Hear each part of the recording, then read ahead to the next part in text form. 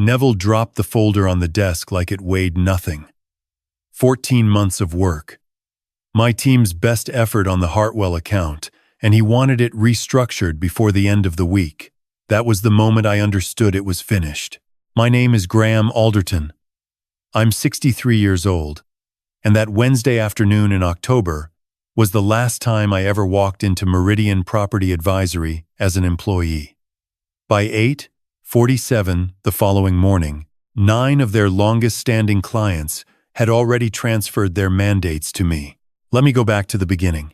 I joined Meridian 11 years ago, after 2 decades at a mid-tier valuation firm in Brisbane, where I learned the one thing that actually matters in this business. A property deal can fall over in 100 different ways, but a client who trusts you will follow you through every single one of them. I walked into Meridian's Melbourne office at 52 with a reputation for being thorough, a contacts book I'd spent 20 years building, and the kind of patience that doesn't impress anyone in an interview, but turns out to be worth everything in practice. 7 in the morning, every morning, back before the building cleaners had finished their rounds. In those early years, Meridian was comfortable. Not exceptional, but solid. Good people.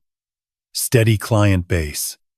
A managing director named Russell Copeland, who believed that the best property advisory work happened slowly, through accumulated understanding, not quarterly sprints. He gave me the space to do things my way. So I did. My first year, instead of sending clients the standard market update reports, I started calling them personally. Not to push anything, just to ask how the year was sitting. What was keeping them up? What were they hoping to look like in 5 years? Was the portfolio working for the life they were actually living, or the one they'd imagined when they first signed on? My first real test was a client named Doug Hartwell. Retired civil engineer, early 70s, owned a commercial and residential portfolio across 3 states that he'd built brick by brick over 40 years. He'd been with Meridian since before I arrived, but he treated advisors the way most people treat tradesmen. Useful when needed. Replaceable otherwise. The first time I called just to check in, he was quiet for a moment, then said, "What are you after?" "Nothing," I said. "Just wondering how things are sitting with you." He paused. "That's a first." That was 11 years ago. Last year, when he was considering restructuring the whole portfolio ahead of estate planning, he called me before he called his solicitor. We'd built that. My client Margaret Sue was a different kind of challenge. She ran a small commercial property fund out of Adelaide, sharp and precise, with a board that second-guessed every recommendation and a previous advisor who had burned her badly on a development deal that never got off the ground. She didn't trust me for the first 8 months, and I understood why. I just kept doing what I said I would do, every time, without exception.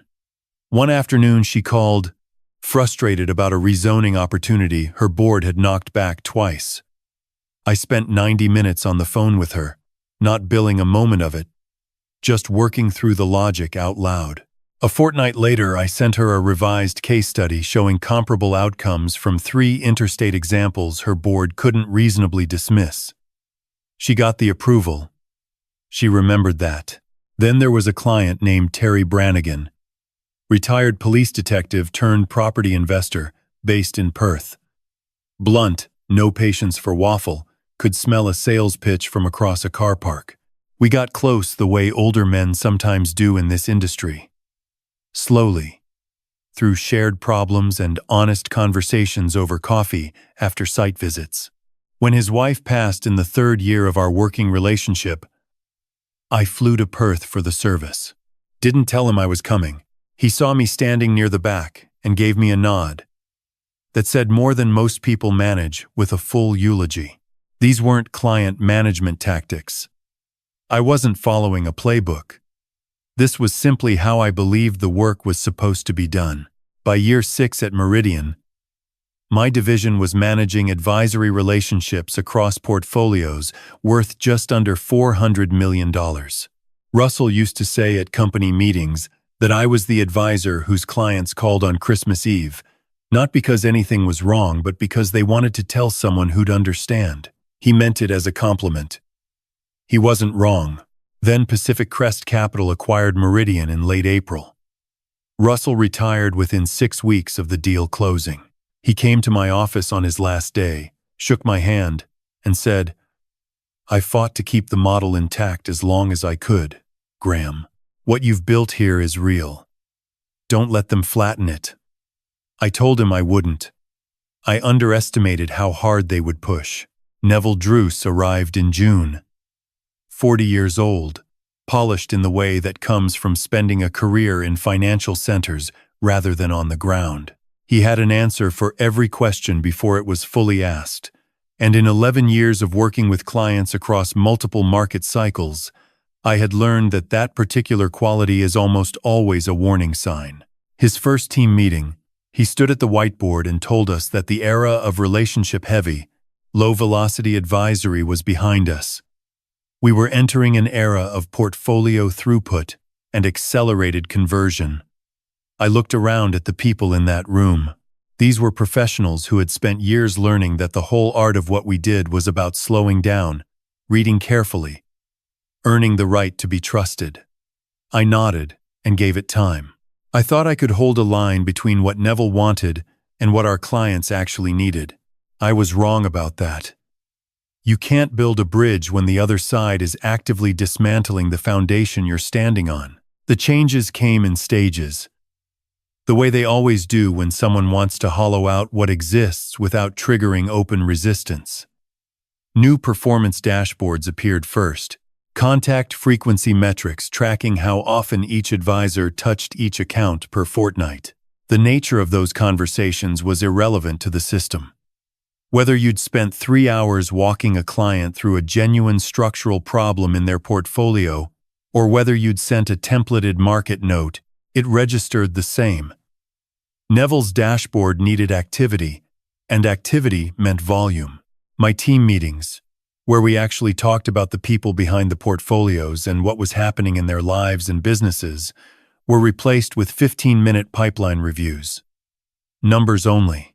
I attended the first 4 without comment. By the 5th, I sent a written summary instead. Nobody flagged it for a fortnight. And then an email arrived from Neville, noting my attendance pattern as a performance concern.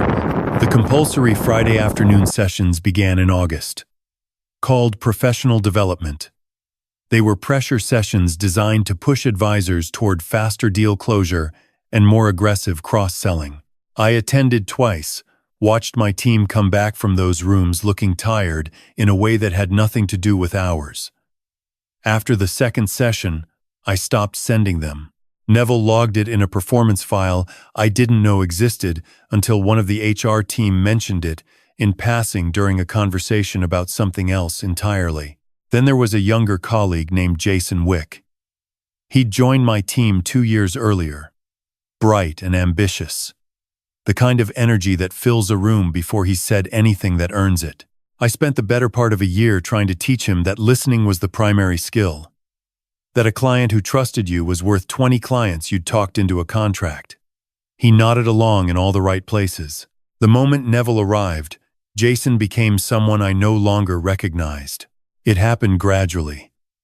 He started staying back after the pipeline reviews, having conversations with Neville that I wasn't part of. His name began appearing on internal correspondence about accounts I managed. Then he was listed as co-advisor on the Sue account without anyone informing me. I found out when my client Margaret called, confused about a site visit invitation she'd received from Jason regarding a development I'd never discussed with him. "Who is this fellow?" she asked. "Someone I'm managing," I said. I wasn't managing it. Neville was engineering it, and I was watching it happen as though from a slight distance, the way you sometimes watch things going wrong before your brain catches up to the speed of what's actually happening. The situation with Doug Hartwell was worse.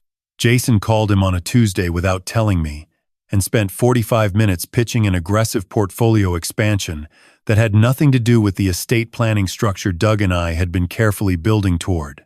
Doug sat through it politely, ended the call, then rang me that evening. "I just spent 3/4 of an hour with someone from your office named Jason," he said. "I know. That wasn't our recommendation, Doug." "I'm sorry. I know it wasn't," he said. "That's why I'm calling you. What's going on over there?" What could I tell him? That the firm he'd trusted for 11 years was being rebuilt around metrics that had no understanding of what he actually needed? That the person now 2 doors down from me saw his portfolio as a conversion opportunity rather than a relationship to be honored? "We're going through a transition," I said. "Nothing about how I work with you has changed." "I'm not worried about you, Graham," he said. "I'm worried about whether the place you work for still understands what you're doing." So was I. The exclusions became systematic after that. A Monday leadership meeting was rescheduled to 7:15 in the morning without anyone notifying me, directly conflicting with a standing call I had with 2 clients whose properties sat in different time zones. My system access for the client reporting portal was suspended for what was described as a migration review that was still, 6 weeks later, apparently ongoing. Reports I submitted came back with margin comments, tone inconsistency, misaligned with current strategic positioning, needs recalibration. My parking allocation moved from level 4 of the building across the road to the street-level overflow lot 2 blocks away. Facilities matter, they said. It was the 3rd week of winter. Then Neville reassigned my assistant. Patricia Monroe had worked alongside me for 7 years. She knew every client by name, knew which ones needed a courtesy call before any written communication landed, knew that Doug Hartwell's property manager required 48 hours notice for anything, and that Terry Brannigan would pick up on the first ring at 6 in the morning if something needed resolving. She was, in practical terms, the operational memory of everything I'd spent 11 years building. Neville called it resource reallocation. Patricia was being moved to support Jason's expanding client list. She came to my office that afternoon, closed the door, and sat down. "I can't work for him," she said. "He doesn't see clients as people. He sees them as entries in a system." I understood exactly what she meant. I also knew I couldn't ask her to absorb what was coming just to help me. "Do what makes sense for you right now," I told her. "But know that this situation has a limited shelf life." She looked at me for a moment. "You've already worked out how this ends, haven't you?" "I know how this part ends," I said. "I've been working on what comes next." What I didn't tell her was that I'd been working on that for the better part of 7 months. The ABN had been registered on a Tuesday evening in March, Clearwater Property Advisory. I'd done it myself, from my home study, on a personal laptop, using savings I'd set aside since the previous December, when the terms of Pacific Crest's acquisition made it clear enough to anyone paying attention what kind of firm Meridian was about to become. I had a cousin who practiced commercial law in Hobart. No professional connections to Melbourne's property world, who drafted the structure documents. The business bank account was opened the following week. The website went live, but said only one thing: coming soon. Where considered advice still means something. I never used a Meridian resource. Not one email. Not 1 minute of work time. Not one piece of company stationery. Every preparation happened at my kitchen table after 9 at night with a notebook and whatever was left in a pot of tea. I mapped the service model by hand. Wrote out, in longhand, every substantive conversation I'd had with every major client over the previous 3 years. Not the ones in the CRM, the real ones. The ones that happened over breakfast meetings or on the phone at 6:30 when someone was anxious about something that wasn't showing up in a report yet.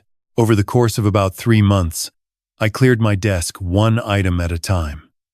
The framed photo from the Hartwell portfolio review dinner in 2019. The handwritten note from Margaret Sue after the rezoning approval came through. The small award plaque from Meridian's internal recognition program, Client Service Excellence, 4 years running. By the time Neville set his trap, my office was already just a room I happened to sit in. That Wednesday in October, Neville called me into the main conference room at 4:30. Most of the floor was winding down. The particular quiet of a CBD office in the last hour of a workday, when the pace drops and you can hear the hum of the air conditioning settling. Neville was already seated at the head of the table when I arrived, the Hartwell report printed and placed to his right. He didn't look up when I came in. Let me stand there for a moment longer than necessary. I'd watched him use that same pause in client meetings a dozen times. The deliberate silence designed to establish who controls the room. Then he slid the folder across to me. "This needs to be restructured before Friday," he said. The whole tone is off. Too conservative. Doug Hartwell is sitting on significant untapped equity, and we need to be showing him what an aggressive repositioning looks like. I looked at the folder. 14 months of work. My team had put over 200 hours into that account. Every page of that report reflected something real. Conversations with Doug about how he'd built the portfolio across 4 decades. His CFO's concerns about over-leveraging in a rising rate environment. The specific transition timeline that matched how Doug had always approached risk. It wasn't conservative. It was honest. "This is the 4th major revision request in 6 weeks," I said.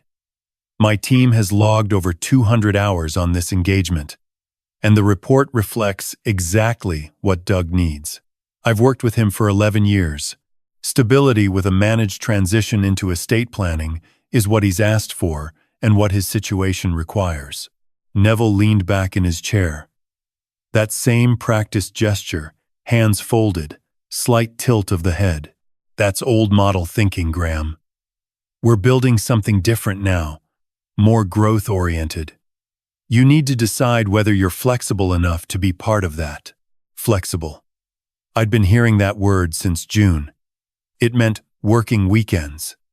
It meant watching Jason run approaches on clients I'd spent a decade earning. It meant telling clients what sounded optimistic rather than what was accurate. "I won't ask my team to redo work that doesn't need redoing," I said. My voice was level. "And I won't put a document in front of Doug Hartwell that tells him what sounds exciting rather than what his situation actually calls for. That's not advisory work. That's just noise dressed up in projections." The room went quiet. Neville looked at me for a long moment. "Perhaps Meridian isn't the right fit for your approach anymore, Graham." I'd been expecting those words for months.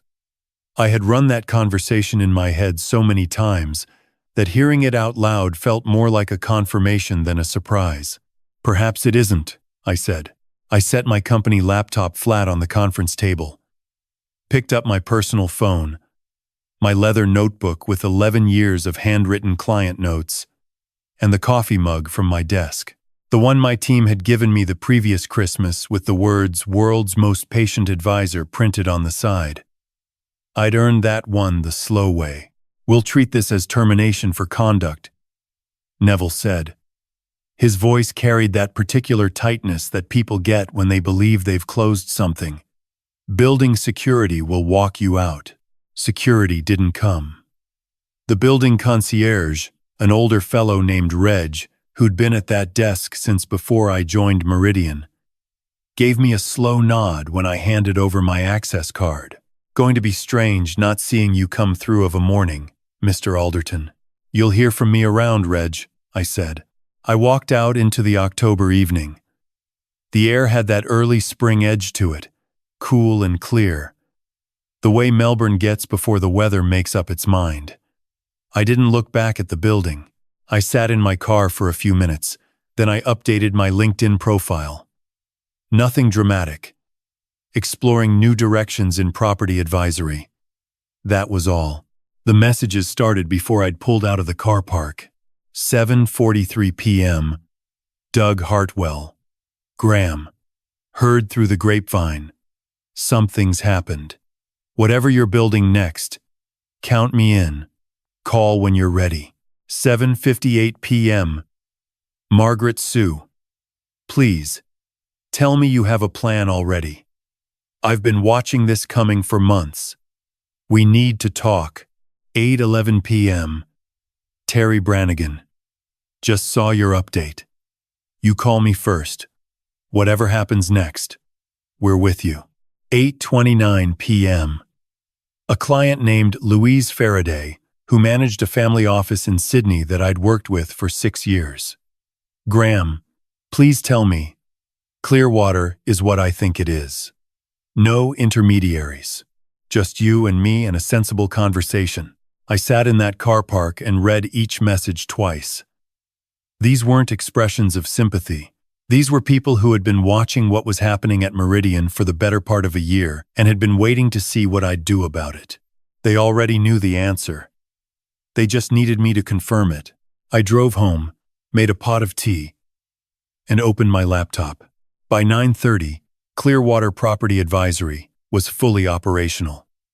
The holding page went live with one updated line.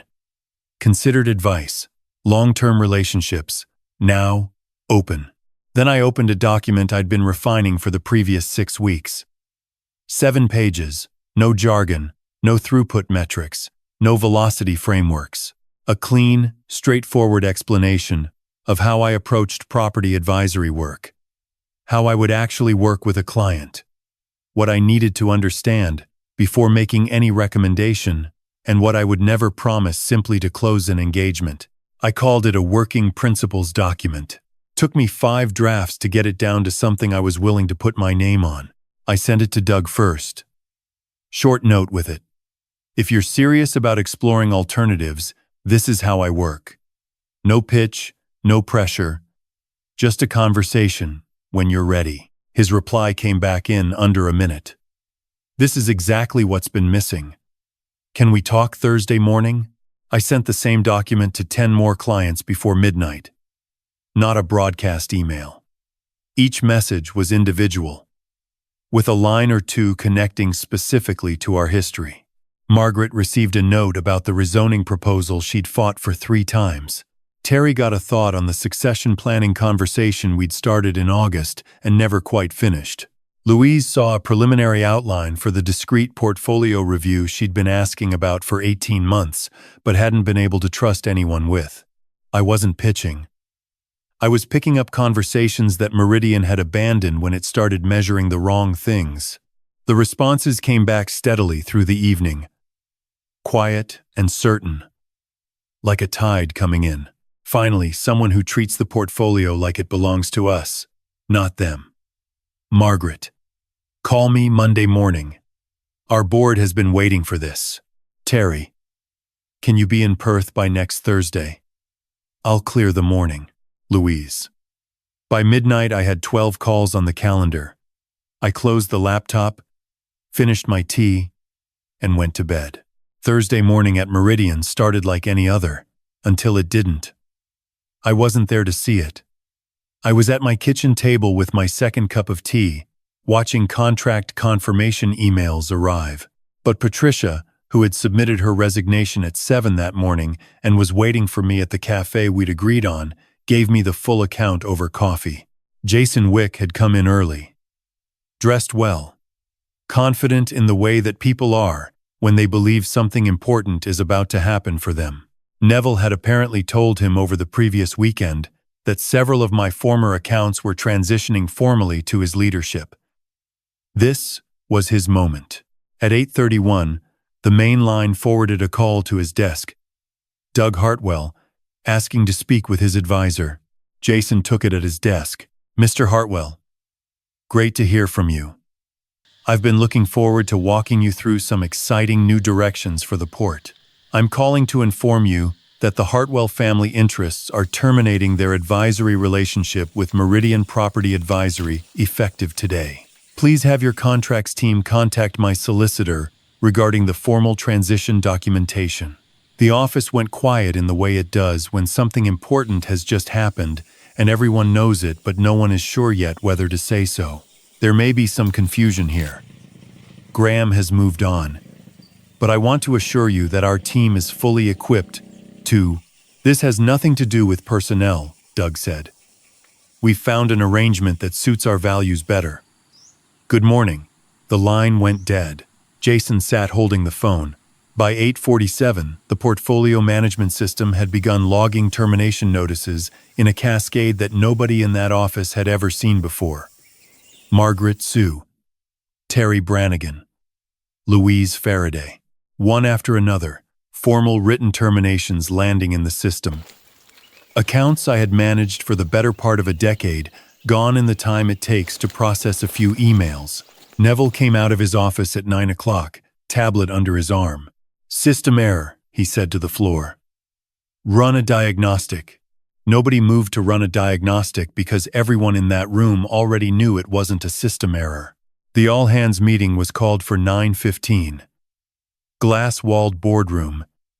Everyone could see in from the floor. Neville stood at the head of the table with that composure he'd always carried. The kind of surface calm that comes from years of presenting in rooms full of people you need to believe you're in control. But Patricia told me later it was showing cracks in a way she'd never seen from him before. Someone explained to me how we've lost 9 major accounts before the morning tea break. The room stayed quiet for a moment. Then someone from the client services team said what everyone already understood. These are all Graham Alderton's accounts. He had deep personal relationships with every one of those clients. Long-term, genuine relationships. He left 40 hours ago.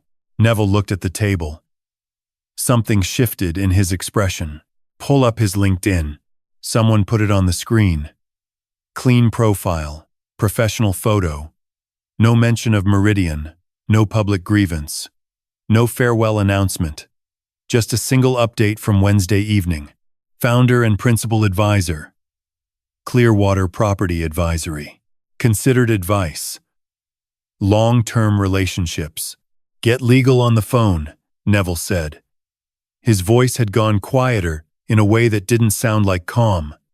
Non-compete, tortious interference. He cannot walk out the door and take our clients.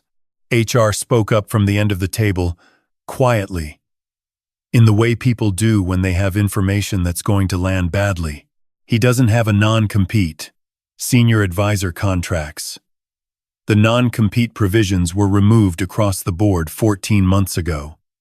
The decision came from Pacific Crest. It was described as reducing barriers to workforce agility. Patricia told me later that the silence which followed lasted close to 12 seconds. She counted. I was pouring my 3rd cup of tea when she walked into the cafe. A small box of desk items under one arm. We sat across from each other without needing to say much immediately. 7 years of working alongside someone creates its own kind of shorthand. He actually used the word agility, I said eventually. In the same breath where he found out it had cost them close to 40% of the advisory revenue. She wrapped both hands around her cup. You know what's almost funny? He's probably still in that room right now, looking for the data point that explains what happened. The thing in the system that accounts for it. She was right. And he would never find it. Because the thing that walked out of Meridian on Wednesday evening wasn't in any system Neville had access to. It wasn't in the CRM. It wasn't in a contact frequency log or a portfolio throughput dashboard or an activity metric. It was in 11 years of returning calls when it wasn't convenient, of remembering what mattered to people, of flying to Perth for a funeral because someone mentioned it once and it seemed like the right thing to do. That's not a methodology. It's just how you're supposed to treat people. By noon, there were market notes circulating about Meridian's position. A brief item in a property industry newsletter described the morning's client movement as unusual concentration risk. Pacific Crest's Australian operations team was reportedly asking questions about the circumstances of my departure. One industry contact who rang me that afternoon put it plainly. Losing that volume of established client relationships in a single morning isn't a transition. It's a confidence statement. An email arrived at 2:30 from Russell Copeland, my former managing director. Graham, I heard you left the right way, and you've already built something better. That's exactly what I expected. Go well. Russell. I read it twice. Saved it. By Friday morning, Clearwater had a team of 4. Patricia, 2 senior analysts from my former team who had both resigned on Thursday and who, it turned out, had each been quietly planning their exit since August. And a property economist named Vivienne Carruthers, who I'd collaborated with on a regional market study several years earlier and who reached out Thursday evening asking whether there was room for a research partner on the strategy. Sighed there was. We signed on 3 offices in a building full of people doing things properly from the ground up. The landlord had seen the brief industry note about the client movement. Anyone who can build that kind of trust, he said, is exactly who I want in this building. We shook hands on the terms. That afternoon a message came in from an address I didn't recognize. The mother of Jason Wick. She wrote that her son had spoken about me for 2 years, first with respect, then with resentment as Neville's influence took hold. She wanted me to know she was sorry for what he'd become in that environment, and that watching what I'd done, choosing the harder path rather than the safer one, had given him something he was still thinking about. I read it a couple of times. Didn't quite know where to put it. Just closed the laptop and let it sit for a while. The last message of the week came from Doug Hartwell. On Friday evening, after his family's solicitor had formalized the engagement with Clearwater, Neville rang me personally this afternoon. Offered a significant discount to stay with Meridian. I told him Clearwater could charge me twice what I was paying before, and it would still be the better decision. He didn't have much to say to that. I picked up my tea. Still warm. There are things this work taught me that took a long time to learn properly. The first is that a relationship built carefully over years is not an asset that lives in a database. It lives in the kept promises, the inconvenient phone calls, the willingness to say what's true rather than what's easy. The second is that when an organization starts measuring activity instead of quality, it has already decided that the people doing the work matter less than the appearance of the work being done. The third is this. The clients who truly value what you do are not loyal to your business card. They are loyal to you and to the standard of care you brought to them when nobody was watching. If you build that over enough years, it will outlast any performance log, any restructure, any termination letter written in a conference room after hours. Neville got the firm. He got the dashboard and the pipeline metrics and the glass-walled boardroom. The clients chose the man who remembered why they'd trusted someone in the first place. In the end, that's the only thing in this business you can't take from someone when you show them the door.